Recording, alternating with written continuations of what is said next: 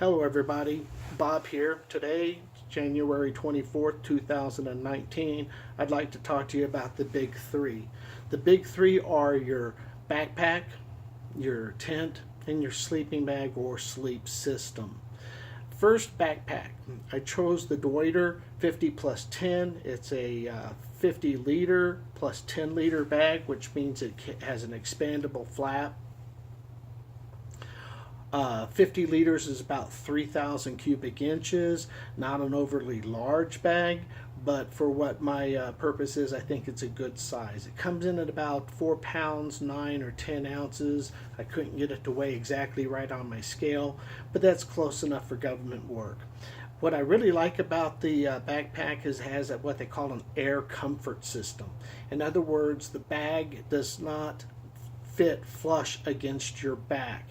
There's about an 1.5 to 2 inch gap which allows airflow to pass through, relieving some of the heat and moisture that builds up, especially in the desert section.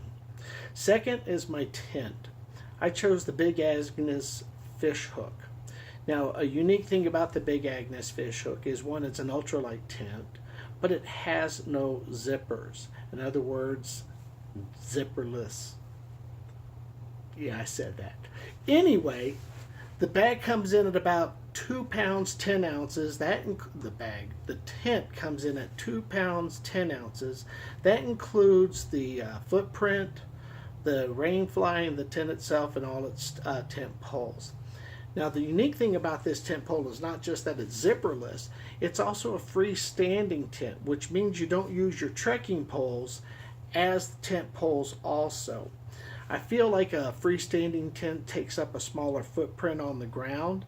It also allows you to move it 5, 10, 20, 30 feet without having to take the entire tent apart if you need to relocate your tent site for any reason.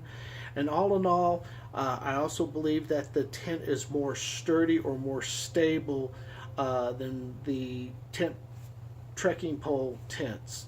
Just my opinion. Take it for what it's worth. Sleeping bag. I chose the Nemo Salsa. Now that's a 30-degree bag or -1 degree Celsius. Now what I really love about this bag is it can be vented, so if it's too warm you can unzip some vent pockets that were built into the system. Also, that it comes in at 2 pounds 1 ounces, which I thought was incredibly light for a sleeping bag. It's a 600 down fill bag. The down has been treated to resist moisture, so I hope that will not be a problem on the trail, because wet down is sucky down. Now, those are the big three, but I also included a couple luxury items.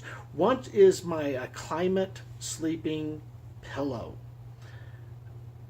Not as young as I used to be, and a pillow is incredibly important. I have some neck issues, but let's not get into that. It's just that a pillow is comfort. And when you're out on the trail for 60 days, 6 months, having something like a pillow is going to be a huge benefit. Even greater benefit than a pillow is a sleeping pad.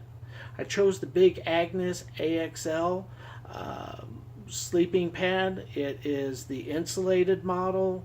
It comes in at about 15 ounces. A little heavy for what I want, but from what I can tell in the reviews and what I've read, it's going to be luxury. Those big three all come in just right around 11 pounds, a little heavier than what most backpackers carry, but I could maybe drop 2 or 3 pounds on my backpack, but that would cost me $400 or $500 more. I really don't want to spend that kind of money.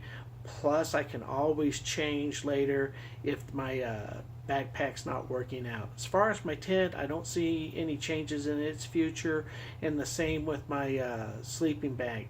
If anything, though, if I get to the Sierras and find out it's colder than I anticipate, I do have a second bag and I can go over that at that time. Thank you for watching. Again, have a wonderful evening. Please like and subscribe, and if you don't, that's okay too. Have a wonderful day.